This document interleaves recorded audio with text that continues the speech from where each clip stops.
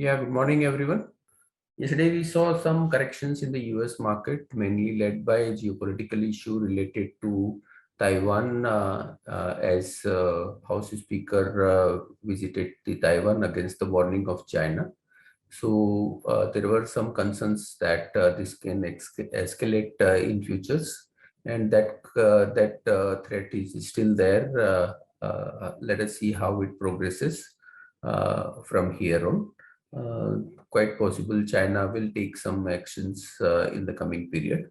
Uh, then because of that, but today morning, most of the Asian markets are flattish, and futures of even US market is also more of a flattish today. And even in commodity, what we are seeing that oil is marginally up at around $100. Aluminum, copper are flat, and there is some up move in iron ore up by around 0.5%, and steel is up by around 1.5%. So due to uncertainty, quite possible Indian market may also remain range bound in today's trade. I'll request technical team to take up from here. Yes, thanks. Good morning, all of you. This is Swati. Today, the market is likely to run a flattish note, and we are likely to witness some sideways momentum during the day. Yesterday, we have witnessed that the Nifty has just faced a very strong resistance of around 17,400 level, somehow managed to maintain a closing above 17,300 level, which gives us some sort of a relief sign. The overall view will remain a positive as long as Nifty sustains above 17,000 psychological mark. So going ahead for today intraday purpose, 17,400 will be the first resistance. So if it's clear that level, then it would like to extend this pullback rally towards 17,500 to 17,570 levels. Whereas on a downside, 17,240 will be the first support level. Below that level, 17,170 levels can be seen. Coming towards the bank Nifty, yesterday we have seen that the bank Nifty had just surpasses the 38,000 levels, which gives a positive sign and maintain a positive closing above the same level. The view will remain a positive as long as it sustains above 37,500 levels. Going ahead for today intraday purpose, 38,270 is the first resistance zone. Any move above that level, we are going to witness a positive momentum, which might take a bank Nifty towards 38,540 to 38,700 levels on the higher side. Whereas on the downside, 37,730, 37,500 levels are the crucial support levels to keep eye on it. Coming towards the Nifty Finance Service, 17,320, 17,400 are the important resistance level. On the flip side, 17,160, 17,070 are the crucial support level. We need to keep eye on the Nifty Finance. Coming towards the stock specific, Apollo Tyre really looks very good. This stock is well placed above all the important moving averages, and it is trading in the high tops, high bottom formations, which gives potential on the upside rallies likely to be seen in the coming trading session. Upside, I believe it has a potential to reach up to 245 to 50 levels. Currently, the stock is trading at 227 levels. One can take a long position that CMP 215 can be kept as a stop loss for immediate target of 245 to 250 levels on the high side. I think that's it from my end. I requested with you guys to take a call forward. Yeah, thank you, Swati. See, on the derivative front, all other indicators are positive. There are two indicators like the VIX and the PCR, which is a slight negative. The VIX has moved up from 16 odd to about 18.5, which is a negative. Even the market is stable and going up. VIX has gone up about 12 odd percent from the lows, which is a negative. It should have gone down further. The PCR also near the 1.4 odd levels is a negative. So both indicate that some sort of softness can come into the markets for the next couple of days, as we have been saying already. Also, Nifty is up above the 17,000 levels from quite some time now. So the PCR at 17,000 put should have been above, sorry, the highest put strike had to be 17,000 put strike, but the base hasn't shifted upwards from 16,500 to 17,000 levels. Highest put base is still with the 16,500 put strike. That indicates some sort of negative bias. So we might, in the next couple of days, go to retest the 17,000 odd levels. So look out for the same. So overall, the outlook isn't that positive. Profit booking should come in probably in a day or two. So one should look to, hedge positions or book profits and sit on cash for some time. That is the view for the Nifty. From a stock specific front, uh, the banking sector has seen a good rally, and some shorts have been built into the system now in the next last couple of days. So some sort of softness can come in into this sector. um, there is one sector which can continue to perform, which is the IT sector, which looks very good. From current levels as well, a good amount of buying can come in because lots of shorts were built into the system. They've got cleared and they are light on open interest, the whole of sector, and some sort of long positions will be built in going forward. So most definitely, this sector is likely to move up. So Infosys, Wipro, Tech Mahindra, Oracle Finance, LTTS, all of these stocks look very good. So, look out for the same. That's it from my side. I'd like to ask the fundamental team to take over, please. Good morning. Few days back, Mahindra Finance had announced its results, which was slightly below expectations. However, the July month update is positive. The collection efficiency has improved to 97% for July from 96% for June. And also stage 2 has experienced a sequential reduction compared to the June month. And management has guided that going forward, the NPA will keep coming down in coming months. So this is positive for M&M Finance. Data patterns result has improved. Revenue grew by 84% year on year. Gross profit margin was flattish quarter on quarter. However, on a year on year basis, it has declined, and that is why the EBITDA growth on year on year basis is at 23%. It's a decent private sector company in a defense space, and company has been guiding for 25 to 30% growth going forward. We are positive on the company. GIC Housing Finance result has declined on the operational front, and even as asset quality remains elevated with GNPA and net NPA of 7.5% and 4.2%. Despite being a housing finance company, this seems to be on the higher side, so one can avoid. Geojit Financial Services result has declined. The broking revenue declined 16% quarter on quarter. Even distribution revenue declined 25% QOQ. Profit declined by 40% sequentially. This was because of negative operating leverage, and one can ignore the stock for the time being. JM Financial result also remained a lackluster. Performance of its two biggest segments, NBFC and investment banking, was flattish quarter on quarter, while performance of asset reconstruction company, AMC and wealth declined steeply. Stock we feel is continuing to be a value trap. It has done nothing in the last 2.5 years when the whole market re-rated. One can avoid JM Financial. Thank you.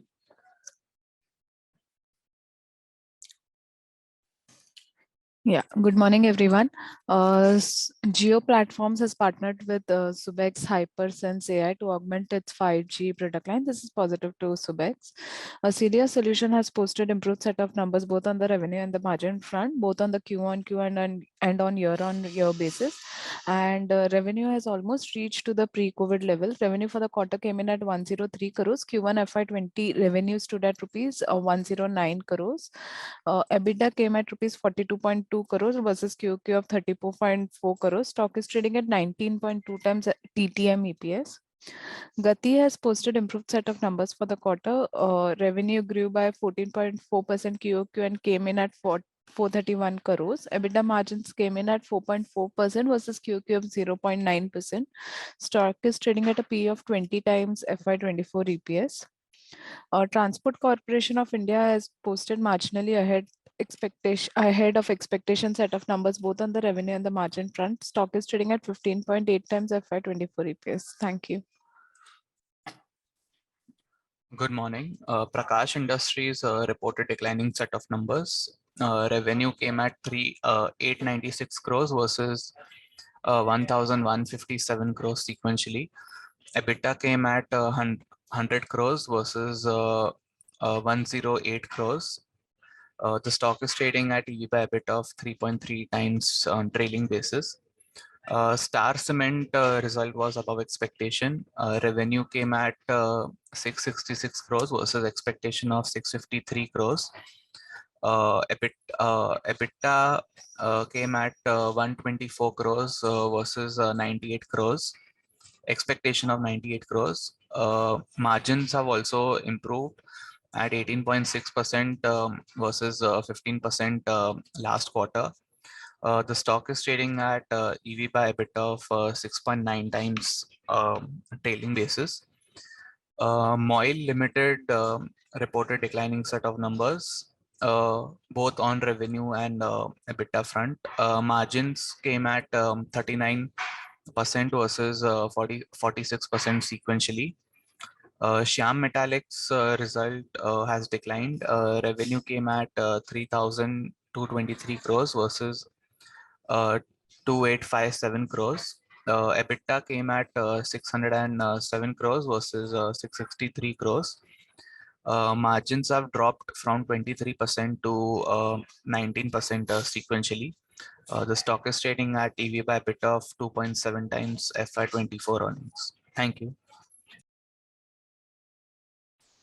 Good morning.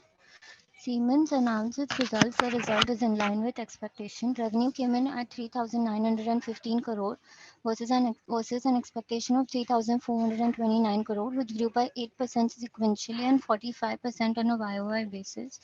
EBITDA margin came in at 9.7% versus an expectation of 11.1%. The company's order backlog stands at an all-time high at rupees 17,856 crore. The order booking for the quarter came in at 4,992 crore versus 5,339 crore sequentially and 4,341 crores on a YOY basis. The management indicated that the strong performance was seen across all businesses and included a significant order in their mobility business. While the company is currently not experiencing a slowdown in public and private capex spending, concerns are seen regarding regarding global headwinds impacting demand, which could result in a slowdown in capex spending in the coming quarters. The stock is trading at a PE of 48.6 times FY24 EPS. Bosch India announced its results. The revenue was above expectation. Revenue came in at 3,544 crore versus an expectation of 3,291 crore, which grew by 7% sequentially and 45% on a YY basis. This all-time high is due to the low base last year and the easing of supply chain bottlenecks, especially towards the end of the quarter, in conjunction with a positive production in the tractor segment. EBITDA margin came in at 12.7% versus an expectation of 11.9%. With a steady order book and easing supply chain situations, the company expects to maintain robust growth across revenue and free cash flows for the remainder of the current fiscal. The stock is trading at a PE of 29.2 times FY24 EPS. Thank you. Yeah, Jubilant Pharma announced the result, and the result was declining on all front, whether it is on generic or CDMO or even the decline in the Remdesivir production also. There was no production of COVID-related drug Remdesivir, though vaccine production was there and but was declining.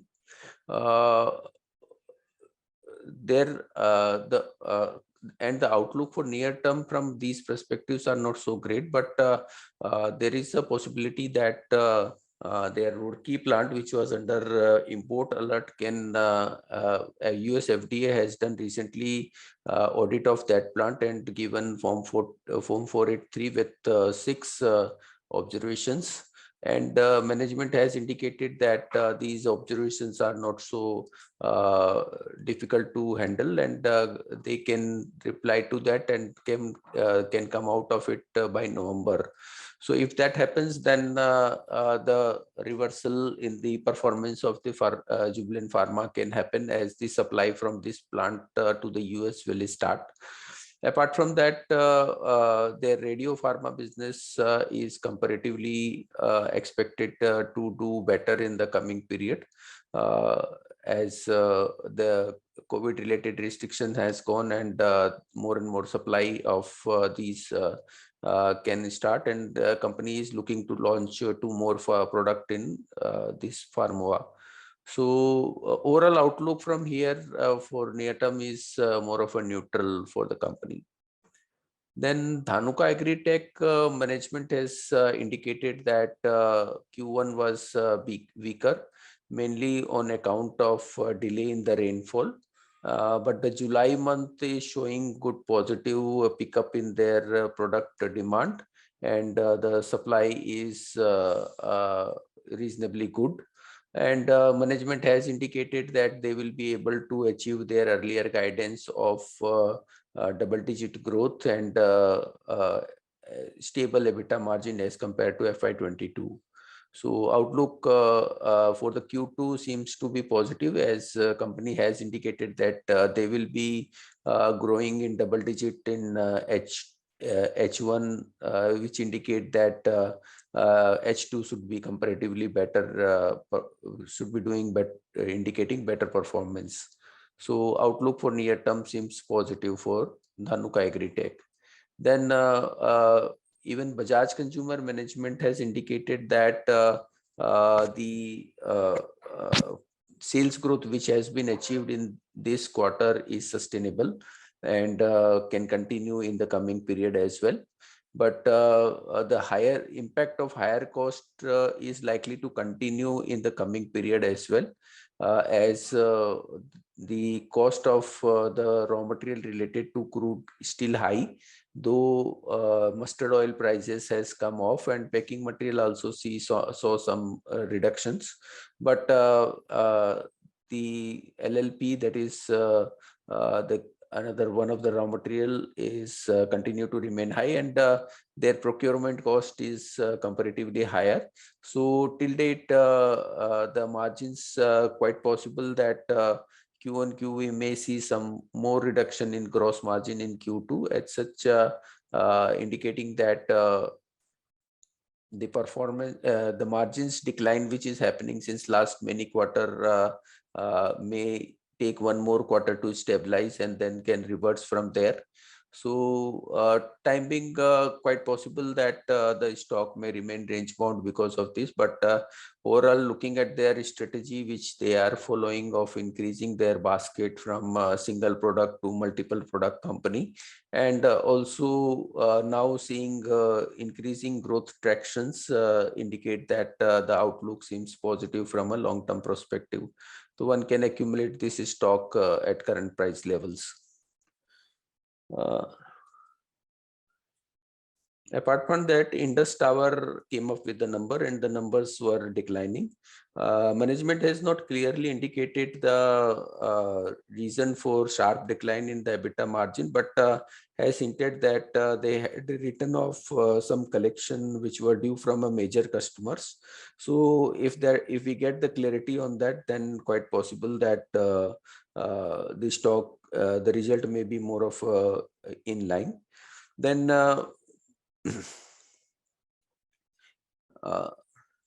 SLA Solution has come up with the numbers, and the numbers were good in this quarter. Revenue grew by 11% quarter on quarter and 20% year on year. This is mainly SaaS company giving product to the airline business, and earlier the results were impacted because of the low mobility of airlines and all, which has now come up well. So now the result has also shown improvement. So quite possible we may see positive uptick on this stock in today's trade. Then Vaibhav Global result was okay, specifically looking at their gross margin, so which was declining since last 2-3 quarter, is now has bounced back. Last quarter the gross margin was around 61.9, which has come to 64.3%. Though sales still continue to remain under pressure, and Q-on-Q sales declined by around 8.2%, and year-on-year it was down by around 8%. So that trend has not yet reversed, mainly because last year there were a lot of sales. People were buying online from and not visiting to the stores, and which trend has changed. So the base was high, and there is some reversal trend. So sales are still under pressures. So though one sign of reversal has come, but we will still await reversal on the even sales side also. So till that time the outlook is neutral. Then Paradeep Phosphate, newly listed company, came up with the numbers. Numbers were okay set of number. EBITDA though has shown good improvement to 157 crore versus year on year 102 crore, but that is mainly because their acquisitions, they acquired Goa plant of the group company, which has added to the EBITDA. But corresponding to that, there is an increase in debt and there is an increase in the interest cost. So as such, on the profit level, year on year profit remain more of a similar to last year. So more of an okay set of number for. And Voltas has reported declining set of numbers in both the divisions. In fact, cooling product had seen margin compressions because of the higher cost of raw materials, and even their E&P division, that is more of a construction related job, that also saw negative EBIT margin in this business. So the result was below expectations for Voltas Limited.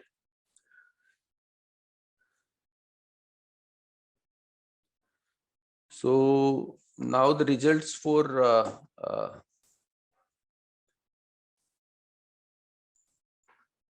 5th August.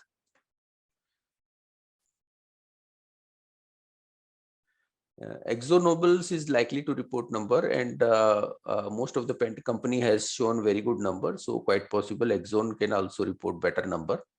Alkyl Lab is likely to report number. Here the numbers are likely to show declining trend in this quarter because of higher base of last year in domestic business, as Q1 last year was a COVID period and a lot of medicine got sold because of that. Then Automotive Excel is likely to report number. We had seen that all the auto ancillary related to CV has done very well. So quite possible they can report good numbers in this quarter as well. Then Engineers India results is more of a likely to be okay set of number. Indigo Paint, again paint company likely to report better number. Then Kirloskar Ferrous is likely to report number, and here the expectation is that most of the companies related to steel are showing declining trend, and quite possible Kirloskar Ferrous can also show declining trend. But what we see that from here on post this result, the outlook should be positive, as the gross margin, as explained in few days back, that is showing a positive trend for the steel. That is the selling price minus their raw material cost. Selling price has come down and raw material cost has also come down. So the delta has improved in recent past. So the outlook from here will be positive for Kirloskar Ferrous post this result.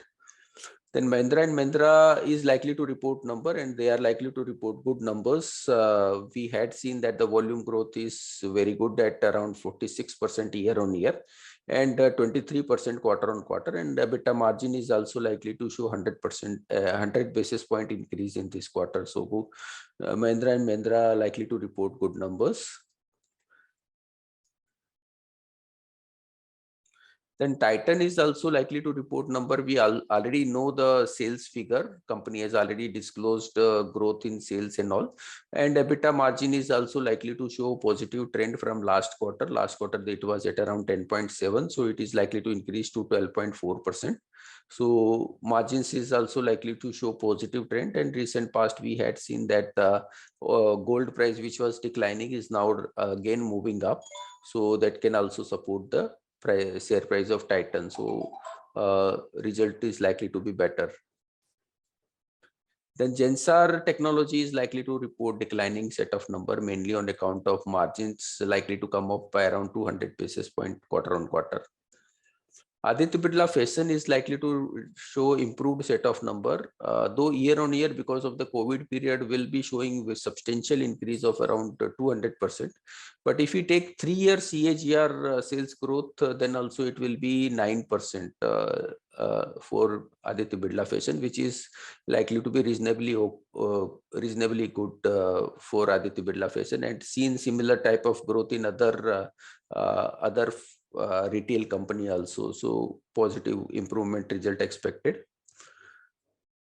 CCL product is likely to report number. Results is likely to be okay. Sales is likely to grow by 20%, but there is some decline in EBITDA margins. So EBITDA is likely to grow by around 7-8%. Okay set of number from CCL. Fortis is likely to report okay set of numbers. Jubilant Ingravia is likely to report number, and numbers are likely to be more of a flattish, but we had seen that the Lakshmi Organic has reported declining set of number. So the expectation from Jubilant Ingravia post Lakshmi Organic number has declined, and Minda Corp is likely to report okay set of number. NMDC numbers are likely to show declining trend, mainly on account of reduction in the sales price, and that has led to decline in the EBITDA margins. Then Nykaa is likely to report numbers, and the numbers are expected to show improvement. V-Mart Retail is again a retail company which is likely to show improved set of number with 3-year CAGR growth of around 12% in this quarterly results. So that's all from equity side. Now I'll request commodity team to take up from here. Thank you, sir. Good morning, everyone. Yesterday, dollar index, we have seen the prices have taken support at 105 level and heading above. So similarly, the effect resulted in commodities profit taking. So overall, if you see dollar index might test 106.7, 107 levels. So looking into that effect, commodities may witness further corrections. So we expect gold prices to test 51,100, 51,000, which are good levels to enter long. Silver also 57,000 to 56,500 is a good buying zone. So one can expect prices to test and then witness a pullback. Copper to likely to trade in a range of 648 to 36 levels. However, in the morning session, we might see prices correcting. So overall, in the evening session, we might witness a pullback from lower levels. Zinc also looks weak. 295 could be a selling zone. One can sell with a stop loss of 297. Prices are expected to test 290. Crude too is weak below 75.50. So again, prices can test 7400, 7350 on the low range. NG may see further corrections, maybe 600 to 595 levels. However, the upside should be kept at 620 to 625 levels. So that's it from me. Ria should take over from here. Thank you, sir. Good morning, everyone. So, on the currency front, India's trade deficit has come at an elevated levels in July at $31.02 billion, a rise from $26.18 billion that was seen in June. The gap between the import and export has widened due to the elevated commodity prices and a weak rupee. The exports dropped by 0.76%, whereas imports have recorded a rise of 43.59%. Exports will continue to remain under strain, taking in consideration the slowdown in key markets such as US and EU. So after the release of the numbers, government went ahead and slashed the export taxes on diesel by 5 rupees per liter from 11 rupees per liter, along with slashing the levies on jet fuel to zero. It raised tax on domestically produced crude oil by 750 rupees per ton so as to get the prices under control. Now, the US House Speaker Nancy Pelosi has visited Taiwan, and it is sending up fresh jitters among the market. Escalating tensions between China and US could again lead the market towards the risk of sentiment. If China responds to Pelosi trips to Taiwan, it would again impact the supply chains and demand, which would mean that the inflationary pressures will continue to be strong. The aftermath of this situation was seen into the safe havens as well. Japanese yen, which was witnessing an appreciating trend, which was last seen in 2020, fell 1% to 133. Dollar index have also climbed from the levels of 105.25 to 106.19 due to the escalating tensions between US and China. Now, if you look at the market open today, USD INR has opened slightly on the depreciating tone at 78.82. I think a small retracement towards the 79.15, 79.35 levels could be witnessed in today's intraday sessions. The support could be placed at 78.60.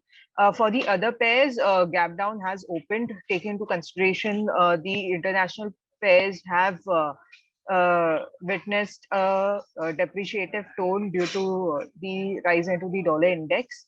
And I think it will remain on the sideways consolidation phase as well. For the JPY INR, 59.07 is a very important level. If it breaches that, it could again test the lows of 58, 50, 58 levels. So keep an eye on that level. For the Euro INR, the 80.45, which is the low for today, will be maintained as a support. If it breaches that, one can go for a short for the level of 80.17. For GBP INR, it has opened with a gap down, but it will see a consolidated range between the level of 96.39 and 95.92. So this is the wide range. In order to take a position into JPB INR, I think one could look at the level of 96. If it breaches that, one could go for a short for 96.79, and so 96.30 could be maintained as a resistance for the pair. So that's all on the currency side. Thank you. Subscribe to our YouTube channel for in-depth interviews of India Inc. and press the bell icon so that you do not miss our updates.